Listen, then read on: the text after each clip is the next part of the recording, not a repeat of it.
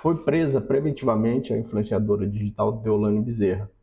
Nós vimos aí na semana passada que essa influenciadora digital, que alcança mais de 20 milhões de seguidores nas suas redes sociais, teve a prisão preventiva decretada em uma operação conduzida pela polícia lá do estado de Pernambuco. É uma decisão que foi proferida aí pela Justiça do Estado do Pernambuco. E hoje, olhando algumas notícias, vi uma imagem que achei muito interessante, por isso reputei esse assunto da mais alta relevância, principalmente por se tratar de questões que se atribuem às limitações ao exercício da liberdade de expressão. Veja só o contexto. A influenciadora foi presa preventivamente. Justificaram seus advogados perante o juízo a possibilidade de conversão da prisão preventiva em prisão domiciliar. Eu até vou abrir aqui o Código de Processo Penal rapidinho para você ver mais ou menos como é que isso está lá no Código de Processo Penal. Portanto, o juízo converteu a prisão preventiva e decretou a prisão domiciliar, ser cumprida no regime de prisão domiciliar. A justificativa é que a investigada possui uma criança, uma filha de 7 ou 8 anos de idade, então esse seria um dos motivos ali que ensejaria uma prisão domiciliar. E aí, beleza, só que o juiz estabeleceu algumas medidas cautelares atribuídas à prisão domiciliar, ou seja, em face do descumprimento, a investigada poderia retornar ao cárcere, né, como é o que aconteceu. E aí, uma das manifestações aí que tem sido veiculadas como que teria sido os motivos pelo qual a decisão de prisão domiciliar teria sido revogada, também seria essa postagem na rede social da influenciadora. Veja só, na saída do cárcere, depois que ela saiu da prisão, a gente viu diversas imagens aí na internet em que mostraram ela dando uma manifestação pública ali, criticando a justiça, criticando as decisões, atribuindo às autoridades que trabalharam no caso a prática de abuso de poder, enfim, uma série de coisas que aparentemente estariam já proibidas pela decisão judicial que autorizou que ela cumprisse essa medida cautelar no regime de prisão domiciliar. Além disso, ela também faz essa postagem no seu Instagram, que a justiça compreende, né, conforme as notícias que são veiculadas, porque eu pesquisei aqui, não encontrei a decisão judicial que decretou a prisão preventiva, nem que revogou a prisão domiciliar depois que havia substituído a prisão preventiva. Então não dá para a gente ter certeza dos motivos que são constantes na decisão. Mas a gente vê muitas manifestações. Uma notícia aqui que saiu no G1, a informação de que a influenciadora, logo que sai da penitenciária, ela disse que foi calada. E por isso, então, essa manifestação da influenciadora, informando que teria sido calada, iria contra aquilo que teria sido estipulado na decisão judicial. Veja só, porque eu trouxe esse caso aqui, quero comentar com vocês e, de repente, saber a opinião de vocês. Né? De repente, você quer também dar a sua opinião sobre esse caso. Meus caros, não existe nenhum direito absoluto. Não existe nenhum direito absoluto. De repente, a gente pode considerar, isso não é unânime, mas é bastante afirmado, de que não há um único direito absoluto, né? Não há direitos absolutos, porém o direito de não ser torturado seria um direito absoluto, que não poderia ser violado. Mas vamos lá, a liberdade não é um direito absoluto, existem restrições à liberdade. O exercício da liberdade, ele é limitado a partir do momento que você passa a fazer um exercício ou uso desse direito de forma ilegítima. Quando você ofende o direito de terceiro, é claro, se você descumprir uma decisão judicial, legitimamente ele atribui alguma restrição a esse direito. E, claro, as decisões judiciais podem restringir o direito à liberdade, assim como as decisões judiciais podem restringir uma série de direitos, a intimidade. Pensa, você tem toda a privacidade das suas comunicações telefônicas, as suas comunicações por meio do meio digital, de redes sociais, enfim. A justiça pode violar legitimamente essa sua intimidade. Então, a justiça acaba admitindo uma violação à sua intimidade privada, claro, com fundamentos previstos na Constituição, no Código de Processo Penal e legislações extravagantes. Então, em relação à influenciadora, não há um direito absoluto à manifestação, à liberdade de expressão, né? E nesse momento, ao que parece, o juízo limitou o exercício dessa liberdade de expressão, claro, durante o cumprimento da prisão domiciliar, o que é bastante razoável, já que se a pessoa estivesse no cárcere, ela não teria como se manifestar. Então, se você vai para a prisão domiciliar, porque até então é admitido, você não vai se manifestar publicamente acerca do caso. E é razoável, meus caros, processo não se discute em rede social, dando entrevista, o processo se discute dentro do processo. Né?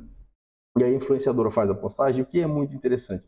Hoje está-se em muita alta, né, está de forma muito constante, qualquer decisão judicial que atinge parte do direito à liberdade de expressão, as pessoas virem a público e se manifestarem contra, dizendo que estão sendo calados, que está sendo uma violação à liberdade de expressão, que é um atentado contra a democracia. Mas as decisões judiciais são proferidas dentro do Senado da democracia. O Poder Judiciário é um dos poderes que, junto com o Legislativo e o Executivo, estabelece a harmonia que existe no nosso país, realiza o controle social, o controle da paz, né?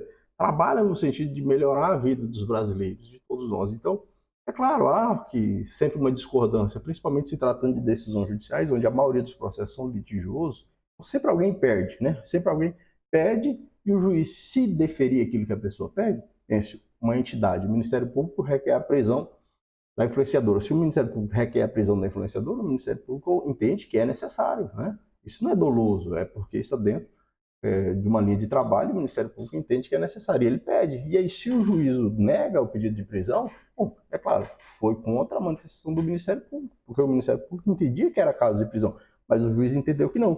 Perceba, claro que, como instituição, o Ministério Público teve uma decisão judicial, um pedido judicial indeferido, que é uma perda.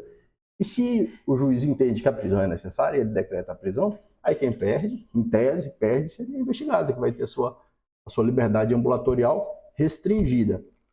Então, veja só, a mulher teve a prisão preventiva decretada inicialmente, certo? Com base aqui nas disposições do artigo 312 do Código de Processo Penal. Meus caros, isso aqui hoje é tudo disponível, você pode entrar no seu computador, pesquisa, né? Você que quer entender um pouco do sistema jurídico, é muito difícil, é muito complexo. Não dá para você, com uma foto, um vídeo, um Reels, né, um shorts do YouTube, você compreender um processo, é um negócio extremamente complexo e que hoje é dessa forma aqui, é em razão de milhares de anos já que vem uma evolução do constitucionalismo, do aperfeiçoamento processual, estabelecimento de garantias. É um trem extremamente complexo, não dá para você resumir um vídeo de 30 segundos, né? Não dá para você resumir um processo com uma foto, né? Ou com uma frase de efeito. Estão destruindo o meu direito à liberdade de expressão. Não tem como você fazer isso. É um negócio extremamente complexo e eu asseguro, hoje é melhor do que já foi. Está sempre no sentido de evolução. Poderes trabalhando, né? Os estudiosos, os cientistas do direito trabalhando, sempre no sentido de um aprimoramento, de uma melhora do sistema processual, com mais garantias, com mais direitos, principalmente as pessoas que são investigadas, porque é o Estado que vem contra elas. Mas aí ela teve essa decisão decretada, veja só, artigo 312 do Código de Processo. Aqui é simples, o juiz pode decretar a prisão preventiva com base na garantia da ordem pública, ordem econômica, conveniência social criminal para assegurar a aplicação da lei. Com base nisso, o juiz deve ter decretado a prisão que depois foi convertida ou substituída por uma prisão domiciliar, cumprimento da prisão no regime domiciliar, que está lá no artigo 317 do Código de Processo Penal. Então diz, olha, a prisão domiciliar consiste no recolhimento do indiciado ou acusado em sua residência, só podendo ausentar-se com autorização judicial. Aí o juiz pode substituir quando?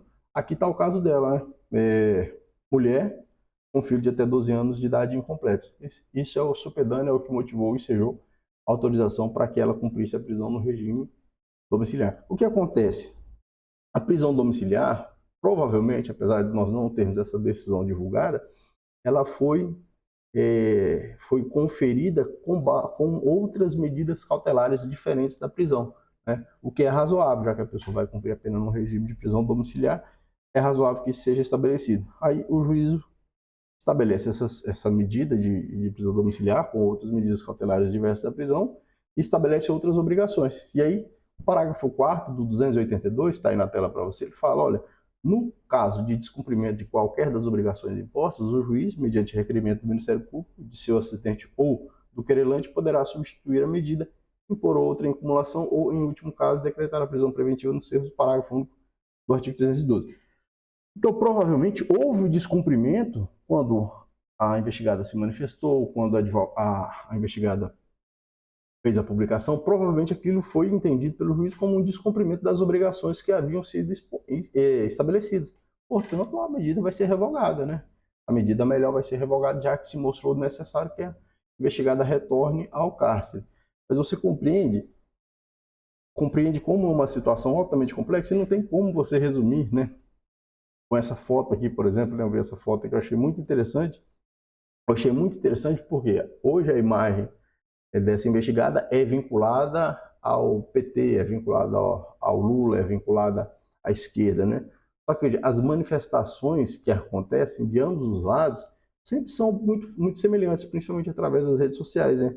Hoje também se fala muito de uma limitação ao exercício da liberdade de expressão por parte da direita, do ex-presidente Jair Bolsonaro e dos seus apoiadores. Então, a gente vê que, na verdade, dos dois lados, as pessoas sempre estão se valendo dos mesmos mecanismos de manifestação pública, né? E aí, a publicação dessa investigada, com certeza, vem nesse contexto de se manifestar, no sentido, olha, estou sendo calado, eu não posso dar uma entrevista, eu não posso fazer um comentário, né? Eu não posso falar que estão cometendo abuso contra mim.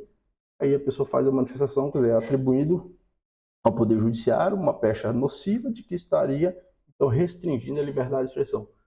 Não há direitos absolutos, meus caros, né? De uma forma geral, não há. Eu falei, é possível que a gente considere até o direito de não ser torturado como absoluto, mas de uma forma geral não há direitos absolutos. Então, todos os direitos são passíveis de restrição.